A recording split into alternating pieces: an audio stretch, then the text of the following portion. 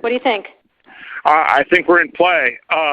The Klitschko piece is obviously the complicated electron here, especially the announcement of him as deputy prime minister. And you've seen some of my notes on the troubles in the marriage right now, so we're trying to get a read really fast on where he is on this stuff. But I think your argument to him, which you'll need to make, I think that's the next phone call we want to set up, is exactly the one you made to Yachts. And I'm glad you sort of put him on the spot on where he fits in this scenario. And I'm very glad he said what he said in response. Good.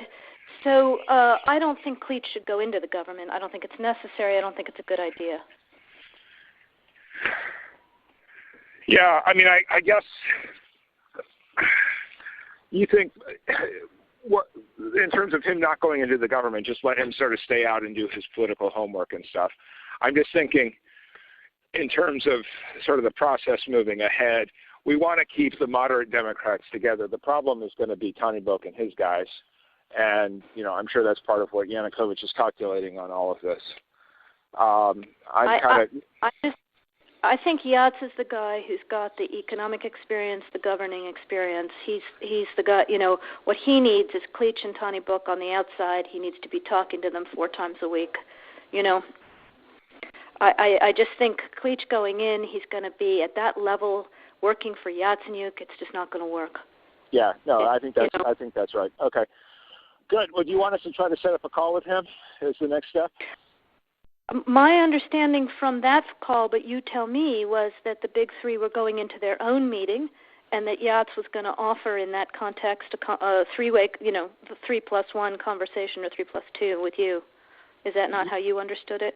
No, I mean, that's what he proposed, but I think just knowing the dynamic that's been with them where Klitschko has been the top dog, he's going to take a while to show up for whatever meeting they've got, and he's probably talking to his guys at this point. So I think you reaching out directly to him helps with the personality management among the three, and it gives you also a chance to move fast on all this stuff and put us behind it before they all sit down and he explains why he doesn't like it. Okay, good. I'm happy. Why don't you reach out to him and see if he wants to talk before or after? Okay, will do. Thanks. Okay, I've now written, one more wrinkle for you, Jeff.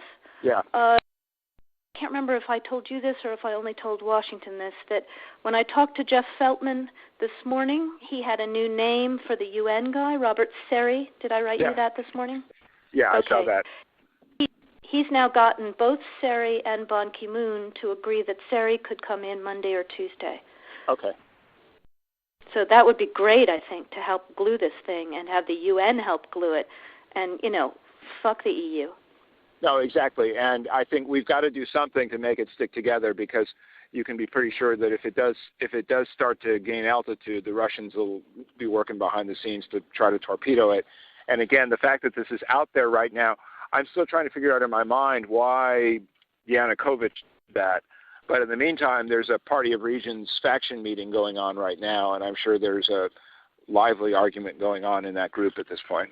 But anyway, we could land jelly side up on this one if we move fast. So let me work on Klitschko, and if you can just keep, I think we want to try to get somebody with an international personality to come out here and help to midwife this thing. And then the other issue is some kind of outreach to Yanukovych, but we can probably regroup on that tomorrow as we see how things start to fall into place. So on that piece, Jeff, when I wrote the note, Sullivan's come back to me, VFR, saying you need Biden, and I said probably tomorrow for an attaboy and to get the deets to stick. So okay. Biden's willing. Okay, great. All right. Thanks. I'm obviously not going to comment on private diplomatic conversations, other than to say it was pretty impressive tradecraft. The audio was extremely clear. Hello, how are you? Good to see you. We're here from America. Would you like some bread? Please take something. Thank you for coming here. This was Newland and Pyatt visiting Independence Square in Kiev in December, handing out food to protesters and police. This latest episode is embarrassing for the US and allows Russia to argue that the opposition is being manipulated by Washington, something that Barack Obama has always denied.